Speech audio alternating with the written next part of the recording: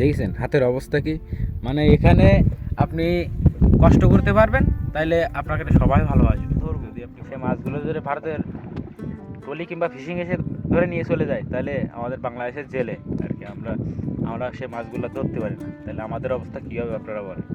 মানে এভাবে প্রতিনিয়ত ভারতের ফিশিংয়ের ট্রলিগুলো বাংলাদেশ সীমান্ত থেকে মাছ মেরে নিয়ে যারা চলে যায়, তাহলে আমরা যারা গভীর সমুদ্রে মাছ ধরি তাদের অবস্থা কি হয়।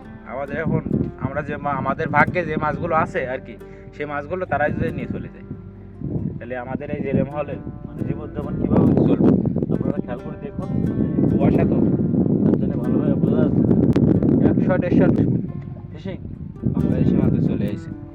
এই ফিশিংগুলো পূবে চলে যাবে, আমরা পশ্চিমে আছি, এখান থেকে পূবে চলে যাবে, পূবে থেকে মাছ মেরে আবার গভীর সমুদ্র থেকে ভারত সীমান্তে চলে যাবে। তাহলে আমরা যে ঝড় বৃষ্টির মাঝে এই যে আমরা এত পরিশ্রম করছি, পরিশ্রম করে তো আমাদের কোনো লাভ হচ্ছে না।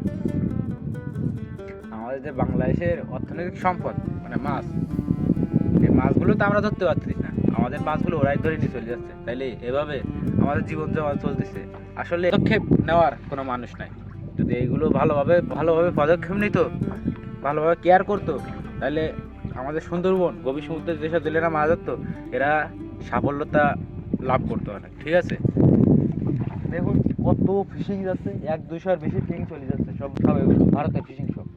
দেখুন কত ফিশিং, দেখুন কুয়াশার জন্য ভালোভাবে দেখা যাচ্ছে না। ঠিক আছে, কি আর বলবো কোন, কতটা পরিশ্রম করে গভীর সমুদ্রে এটা আপনারা কখনো আসতে পারবেন না, যদি না আসেন তাহলে কখনো বুঝতে পারবেন না।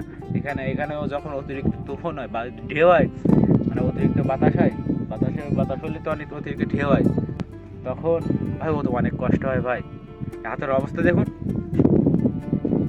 দেখছেন হাতের অবস্থা কি, মানে এখানে আপনি কষ্ট করতে পারবেন তাহলে আপনাকে সবাই ভালোবাসবে, যদি আপনি কষ্ট করতে না পারেন তাহলে আপনার কেউ ভালোবাসবে না।